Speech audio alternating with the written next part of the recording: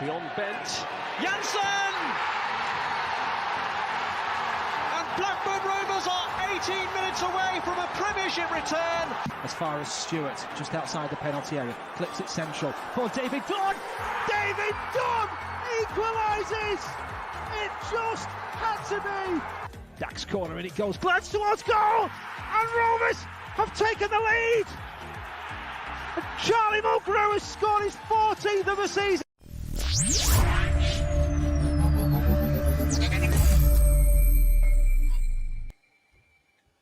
Hello Rovers fans, and welcome back to another edition of On the Other Side Live with me, Ryan Hildred from Rovers Chat. It's a strange old week last time we were in action, weren't it? 2 wins in 3 games, which on paper was good, but of course that record defeat at home to Fulham as well. So strange old week. It's felt like quite a long international break, this one as well. Seemed like ages since Rovers have played, but thankfully back in action away at Bristol City this Saturday. And giving us the lowdown on all things Bristol City is Annie from the AH Robbins Talk Show. How you doing, Annie?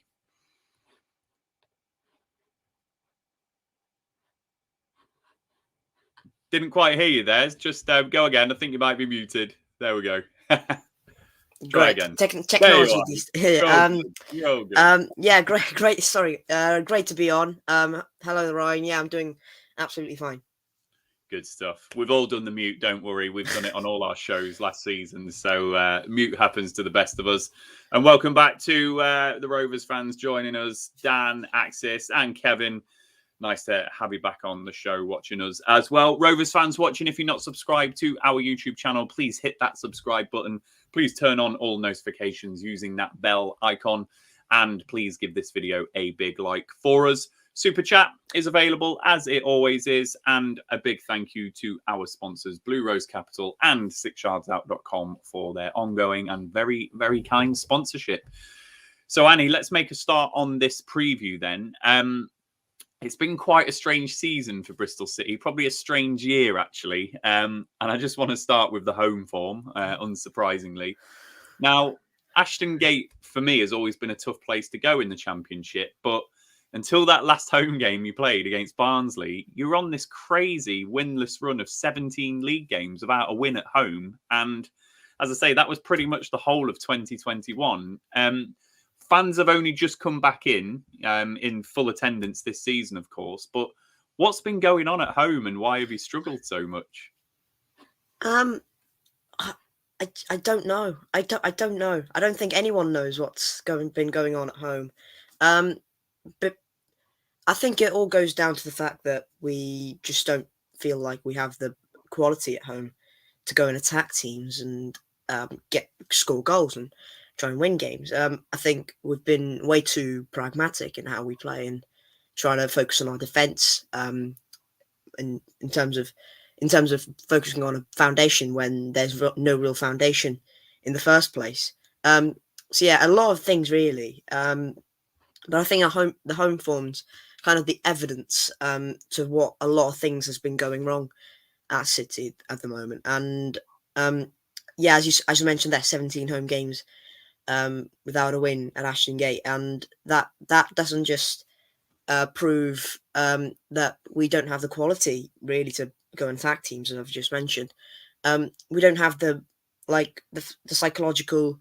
We can't deal with the psychological battles, and if you notice, this season we've conceded in the 90th minute, including the EFL Cup, 5 times, which seems we play tight margins, but we can't see games out, which is really disappointing because we're in most games, but just can't see it out. And at home we just again play tight margins, can't see games out. Games against Blackpool, for instance, where 1-0 up in the 93rd minute, Blackpool haven't been a threat for the whole game. Not 93rd minute, pop up with a quality, and here we go, 1-1 draw. It's just little moments like that where you go, is ever going to end? And then that 2-1 win over Barnsley. I think it was one of our worst home performances of the season. We won. I think that just shows. I don't think that shows much, but it just shows what's been going wrong, I suppose, in in terms of home quality, home form, quality on the ball, all that sort of things. Well, I can tell you, I am a very superstitious Rovers fan, and I know there's plenty like me who were pleased you got that home win, because we were really worried that it was going to be against us that you broke that record. And yeah, you mentioned the 90th minute goals. That Nottingham Forest game is one that stands out for me. That was a real bad one. But obviously with the home form not being so good, away from home, it's obviously a little bit better. 5th overall in the Championship with your away form. And you mentioned like the quality to go and attack teams at home. One thing I've picked up is you are quite a low possession side, like Rovers are actually as well. So you're 22nd overall at home in the possession stats, 18th overall away. So do you think away from home, you just set up for that counter attack a little bit more? When the onus is on the home side to come and attack you, you can do that counter attacking a bit more.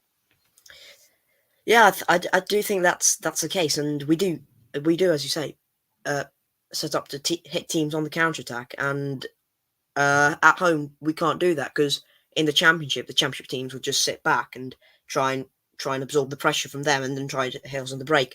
And with the fact that we play tight margins, it just kind of like shows that they can nick a draw, they can get the 3 points. We away from home, we're, as you said, pretty good, but that's been dropping off lately as well. 3-0 defeats at Birmingham, West Brom. In fact, we've conceded 3 goals in our last 3 away games, all in the Midlands, in fact. So, which is something. But yeah, away from home we're slightly better, but I think that kind of just papers over the cracks, because we've been quite lucky away from home.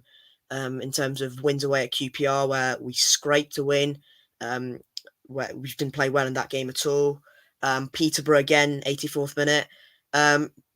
Yeah, just games like that where, again, tight margins, but we're trying to we at least get wins, and I think that's down to the home team trying to get the 3 points. And maybe we do have the quality in the attacking third to hit teams on the counter and pose a real threat. But I don't think Nigel Pearson, I'm sure we'll get on to, is getting the best out of that really good attacking line. We'll come on to the attacking players in a moment. There's obviously 2 that I've picked out. But yeah, let's start with Nigel Pearson.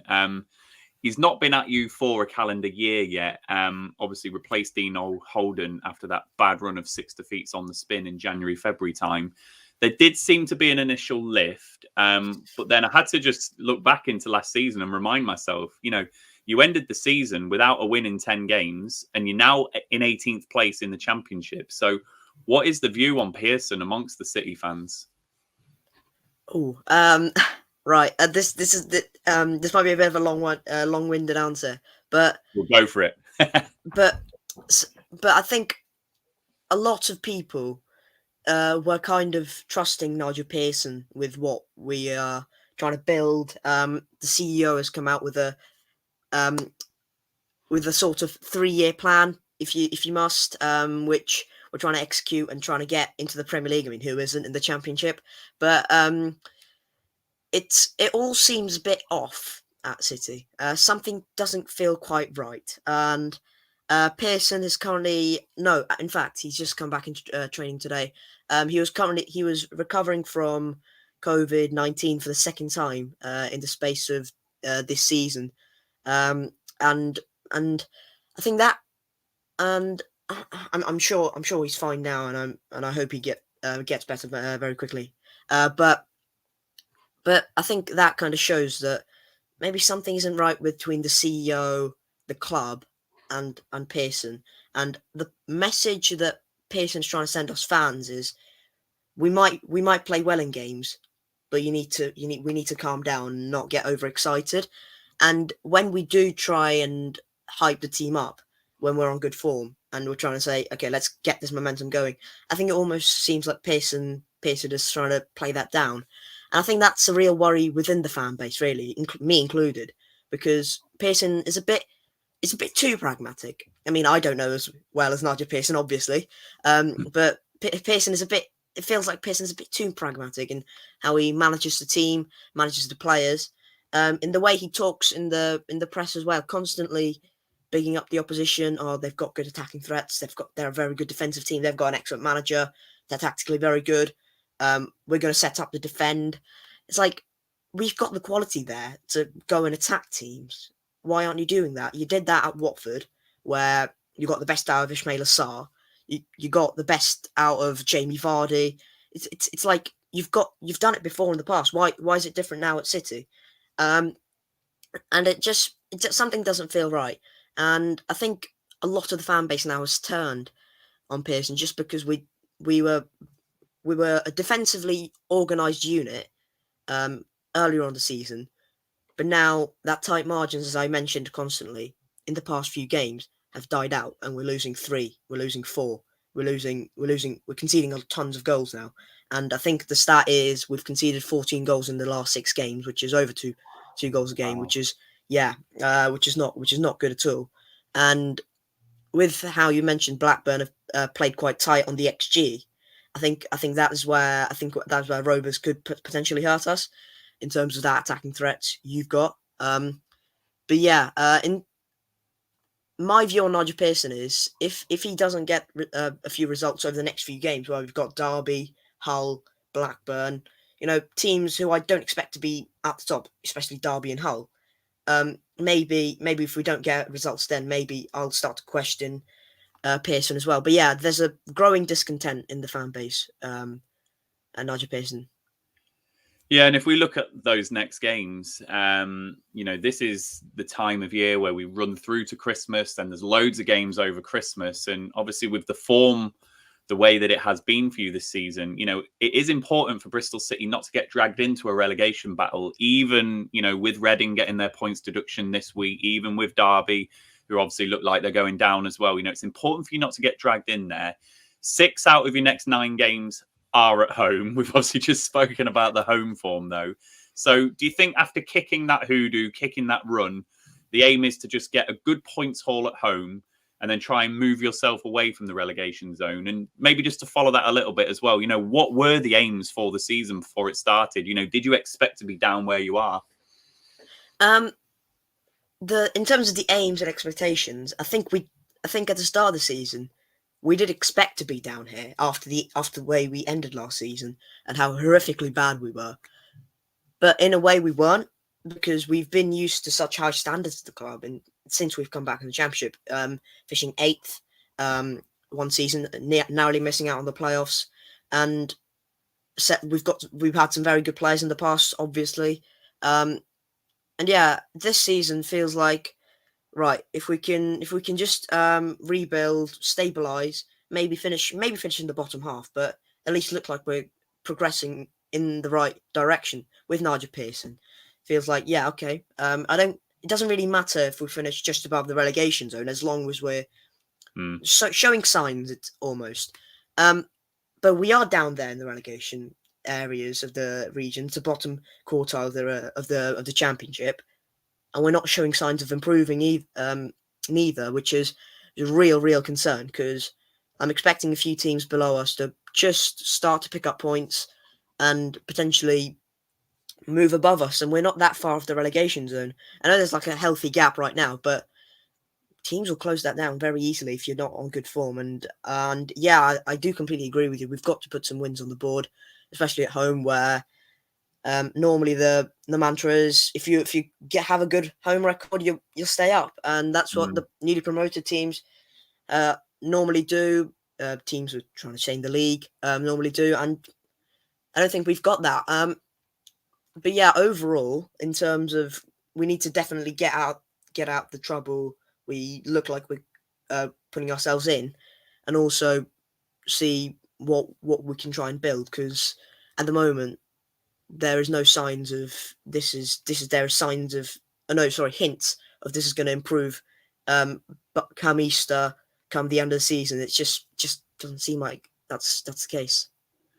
I mean, if ever there was going to be a season of transition and when to do it, I guess this is the season to do it. Obviously, Derby are dead certs to go down. I think Hull look weak. Barnsley have taken another risk with a very unknown manager who they've appointed this week. And obviously, Reading have got the 6-point deduction. So maybe Bristol City will get away with it. But I think you still got to just be careful and And as I say, 6 out of the next 9 at home could be an important period of the season for Bristol City.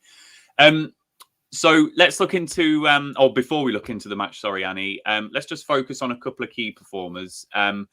Andreas Weimann and Chris Martin, you know, they both are seasoned championship performers, as the graphic shows there for you this season as well. You know, 7 and 5 goals respectively this season. The rest of your squad have only got a goal. You know, other players that have scored have just got the 1 goal. So they've been important. You know, how have they been playing this season, and how important are they for you not getting dragged into that relegation scrap? Yeah, like I mentioned, we've got some very good attacking players there, and Weimann and Martin are certainly 2 massive parts of that. And just after that, actually, we've got the likes of Naki Wells, Antoine Semenyo still to come back. So we have got some good attacking players. But yeah, Weimann and Martin, yeah, they've been excellent. I've really been impressed with Andy Weimann. Didn't think he could recover from last season, really, where he was really poor. But yeah, he's recovered fantastically. He's been played in his correct position.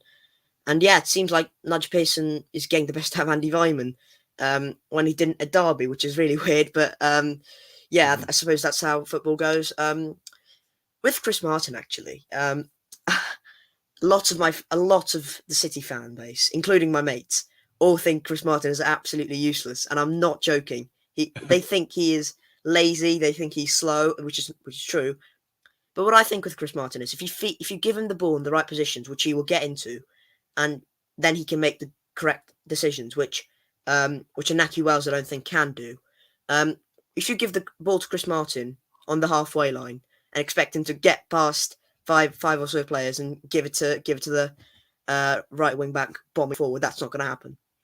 You've got to give the ball to Chris Martin in the box and feed him the right amount of service. And I think City have done that effectively. And also, Chris Martin's a really, really experienced footballer and has been in this championship malarkey for a long time. And he knows what to do. And he knows how to pull defenders. He knows how to get assists. He knows where the back of the net is. And that, unfortunately, I don't think many players apart from Weimann and Martin know where that is. And that's where most of our struggles have been coming.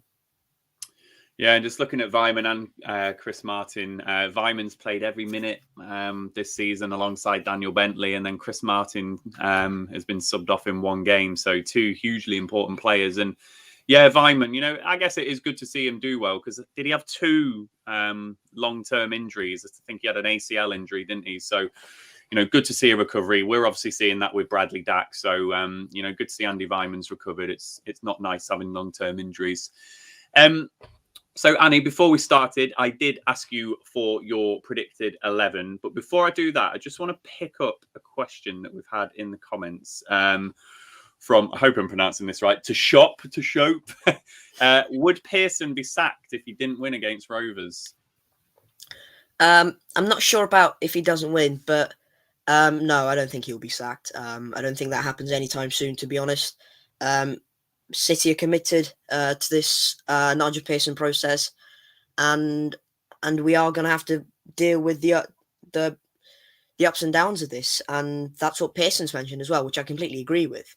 And yeah, I do think Pearson will be in the job if our bad run continues after the Rovers game. But yeah, but I don't think if we lose 3-0 at home to Blackburn, he won't get the boot. He won't. I don't think we've got the finances in the moment to sack him as well. We gave him a 3-year contract in the summer, so I don't think we're going to sack him anytime soon. There we go. Thank you for that question to Shope. I hope I pronounced that right. It's really hard.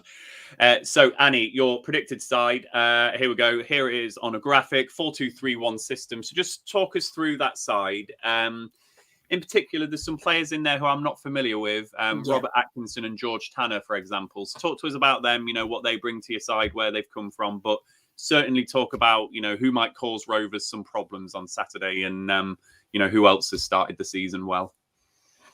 Yeah, Dan Bentley, as you mentioned, played every minute. Absolutely no doubts about that. The captain of the team.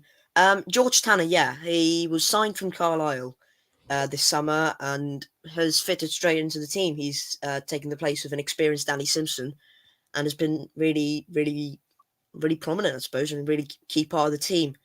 We're only really young as well, so yeah, good to see George Tanner in the team. Callas, obviously a Stonewall Championship player, been at Borough, been at Fulham. So yeah, very, very expensive as well. Rob Atkinson, yeah, we signed him from Oxford. Really impressive in League One last season. Seems like a good pickup. And yeah, he's a left-footed centre-back, English as well, which seems very high in demand, sorry. And yeah, Callas, and Bentley actually have been pretty prevalent. Is that I think that's the right word. In the team so far. And yeah, he's slotted straight in as well. Two of the signings there, slotted straight in. Jada Silva, again, starting left back every single week. Matty James, the experienced centre midfielder who's played for Barnsley. I think he won the title with Leicester.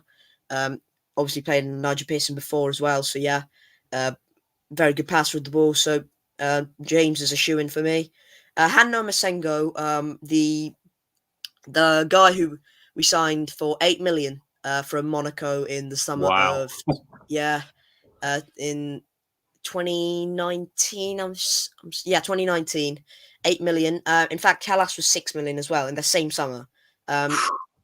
Yeah, we've spent a lot of money. Masengo, yeah, I think he struggled in his first season, did better in the last season, but this season he's really come to life and he's shown what his qualities on the ball are. He's shown the odd moment of utter brilliance where he's just danced past 3 players. He's got in the box and then he's hit a shot into Rose Z. But anyways, Andy Weimann, as you said, sorry, he's been excellent. Alex Scott, actually, really good story with Alex Scott.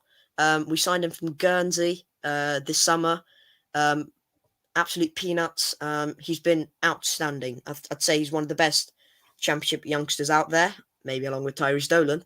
But yeah, we'll agree on that one. But yeah, Alex Scott, he's been brilliant playing in their number 10 position.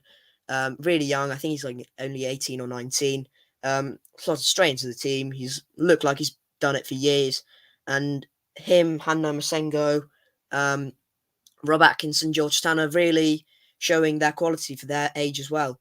Naki Wells, I think, will get the start as well. I think we'll play a 4-2-3-1. Weimann on the right, Naki Wells on the left, Scott on the number 10 position. Chris Martin, I'll come on to. Naki Wells, yeah, I don't think Naki Wells necessarily deserves a start, but I just think he will get the start because we don't really have much other options. We know we have Casey Palmer, but Pearson's constantly come out and said Casey Palmer needs to do better in training, which is pretty interesting, really. But yeah, I think Wells will get the start on the left, which will give him some pace, I suppose. Talking about pace, Chris Martin. Chris Martin, obviously smart player in the air, knows where the back of the net is, can bring others into play. So yeah, I think him, Weimann, Masengo, Callas, Bentley, and Atkinson are all shoe-ins. Apart from that, all others are a bit of a toss in the air, really. So could and Pearson in his in his press conference today has mentioned the fact that there will be a lot of changes for the game on Saturday. Naki Wells loves a goal against Rovers, so if Pearson's got any sense, he'll play Naki Wells. He just always seems to score against us for some reason, but we'll see. But yeah, interesting. If I just flash that back up, yeah, Alex Scott. I hadn't picked that one up either in your matches this season. We obviously had the story with Tyrese Dolan ourselves last season. So, yeah, nice seeing little stories like that with youngsters that you're picking up from nowhere. If we are going to hurt you on Saturday, how do Rovers get the win? Where can we really take advantage of your vulnerabilities? A lot of ways. First of all, if you play 3 in midfield, which I'm suspecting Rovers will, yeah, you will overrun us. You will have the majority of possession because Matty James and supposedly Hanno Masengo will not have the capacity to deal with those runners from midfield. And if we can't deal with that threat, I think you will hurt us through the middle. Another threat I think is unfortunately George Tanner, who I think has got a mistake in him, at least 2 mistakes in him each game. He tends to be out of position. He tends to run players run past him. In fact, this case with left back as well, tend to run past him very easily. I think Mr. Brent Brereton Diaz will be looking to have a field day against George Tanner. But yeah, I think if you can get smart runs past our fullbacks, I think you can definitely hurt us there. And yeah, unfortunately, our captain Dan Bentley, he's got a mistake in him as well. But he can be utterly ridiculous, where he just saves everything and we win 1-0, or he can just be terrible and we lose 3-2 or something like that. I think that's the case with Bentley. If you catch him on an off day, you will score goals. I'm hoping it's not an off day, but that might be the case. So there you go, Rovers fans. That is the game plan to beat Bristol City on Saturday. We probably will play that midfield three. Just a little bit of intrigue for me, with you being a low possession side as well.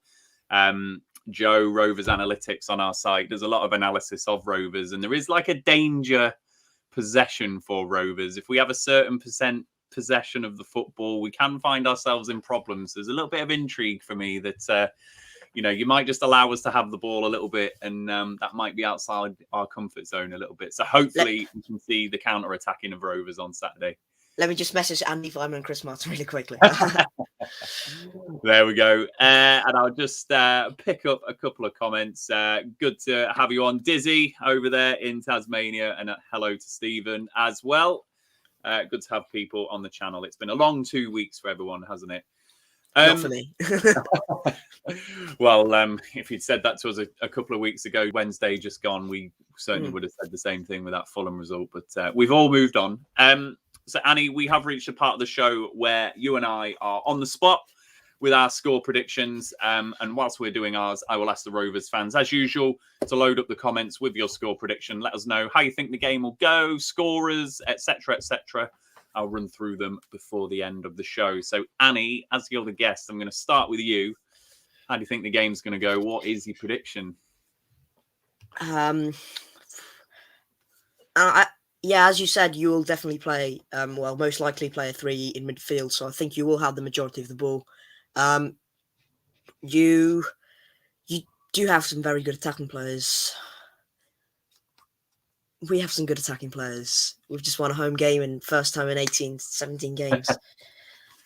God, I think Rovers would have rejuvenated. I know you won 3-1 against Sheffield United, but I think you just needed a bit more time to get over that dreadful Fulham result. Yeah. You know what? I think you've got very good attacking players, which I think will hurt us as well. I think you'll score. I think you'll score a few. I'm genuinely very concerned because if our defense decides to have an off day and we seem like we can't deal with the threats of Rovers, I fear for us. So score prediction 3-1 Blackburn. That's very pessimistic from me, but I'd love a City win, obviously. Do you want me to say goal scorers? Yeah, go ahead if you want to put some in. Right, for us, I think Andy Vyman will get a goal. I think for you, Mr. Chilean sensation will at least get a bag one, or even 2. You know what? I'm going to say Sam Gallagher as well, because why not? Well, when you were talking about Chris Martin earlier, Sam Gallagher, unfortunately, is the one that does get some stick in our squad in the same way that Chris Martin does. But Sam Gallagher absolutely puts a shift in for our side, and I think he's a really important player for us. So he's chipped in a few goals this season as well. You know, he's on course for double figures, which I think anyone in our fan base would have took before the season. So, yeah, it was interesting. The thing with Sam Gallagher is you paid so much money for him. Yeah. And I think that's kind of weighed on him a bit. Don't help. Yeah. I'm also confident about this game, Annie. This is probably the best prepared we've been for a game all season, actually. We've got a pretty full-strength squad, minus Bradley Dack and his long-term injury. We've had little bonuses like Ben Brereton getting a suspension for Chile, so he came back early. he's had pretty much a whole week to be fresh and not have the kind of jet lag and things from going to Chile. I think the international break coming so soon for you after that first home win in a while, that might just take the kind of momentum away from getting that win. So I am feeling like this is probably the best prepared that we've been for a game this season. Lots of competition for places. Players like Pervada and Jacob Davenport really staking a claim after our last game. So there's going to be a lot of competition for places in that squad on Saturday, and we'll be able to change it up from the bench if we need to as well. So I'm also fancying 3-1. I do think we tend to concede. So we might find it tough, although defensive people are back. So do I go for a clean sheet? You know what? I'm going clean sheet. I'm going to say 2-0. I'll say 2-0, not 3-1. 2-0 Rovers, clean sheet. And I will say, I also think Sam Gallagher. I think although is there any doubts about Sam Gallagher? If Gallagher plays, Gallagher. If not, I fancy Joe Rothwell to chip in. And I think Diaz will get one as well. So there we go. That is my prediction. I'm also confident. So let's run through these score predictions before we finish. Kevin was in first. He goes 3-1 Rovers. Ben, Diaz hat-trick 3-0. Now that would be a story. To shot 2-1 Rovers. Brio brace. He's going to be on the course for the 20 goals with some of these predictions. Dizzy 3-1 Rovers. I want to see a goal from the back four. Yeah, Dizzy. It'd be good to see a goal from the back four. I think 3 of them have scored this season, haven't they? Pickering, Ayala, and Lenihan have all got a goal. So maybe one of those 3 again. Ryan Niambi needs a goal, doesn't he? Maybe it'll be Ryan Niambi. Philip, I'll go 3-1 Rovers. Diaz double and Dolan. There's a lot of love for Diaz in these comments. And then Kevin, Diaz double and Rothwell. So I think the common denominator is Diaz scoring at least 2, Annie. So I think we are expecting some Chilean magic at Ashton Gate on Saturday.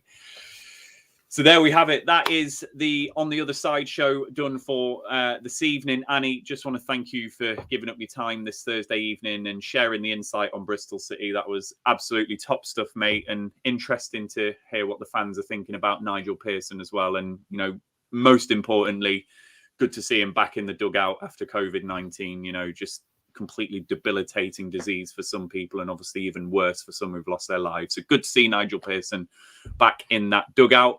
Rovers fans, just a few reminders. If you're not subscribed to our YouTube channel, please hit that subscribe button and give this video a big like for me. We will be back on match day with our instant reaction video. Not sure about the watch along yet. We need a replacement for Ollie Walker-Peel, so we'll get all of that lined up. And there'll be a match preview landing as well tomorrow. So check that out on Friday. Have a great rest of your evening, Annie, and Rovers fans. We will see you soon. Enjoy the game if you're there. If not, see you later.